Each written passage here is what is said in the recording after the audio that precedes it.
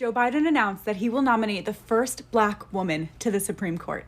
And some conservatives have not wasted this opportunity to tell on themselves. To fill Breyer's spot. Now, Biden said he will make his pick based purely on race and gender.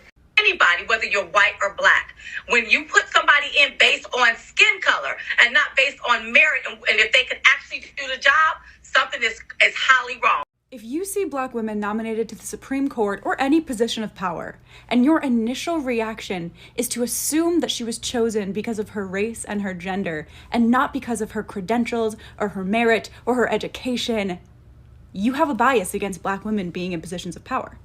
And if hearing me say that makes you uncomfortable or it makes you angry, you probably have more internalized bias against Black women than you've been ready to admit. And in some cases, the rest of us get really crappy service because the best people aren't being chosen.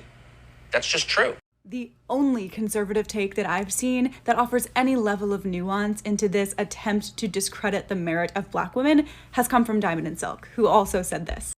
Now, if you're going to do it based on race, make sure they have the qualifications. Many conservative talking heads have mentioned that they need to find the absolute best person for the job, but I don't seem to remember this level of scrutiny being held by conservatives when Kavanaugh was up for nomination. Kavanaugh is a white man. The Black women on the short list for the nomination, especially the leading three, are incredibly qualified to serve on the Supreme Court, regardless of whether or not it fulfills a racial quota. Speaking of the word quota, some conservatives have been throwing around the terms quota and affirmative action in relation to this short list of Black women nominees. But as far as I know, the terms quota and affirmative action refer to court cases that don't apply to presidential nominations.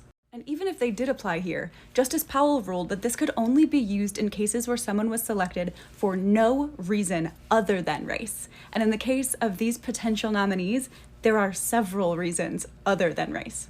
Not to mention, Joe Biden is not even the first US president to use identity-conscious criteria in selecting their Supreme Court nominees.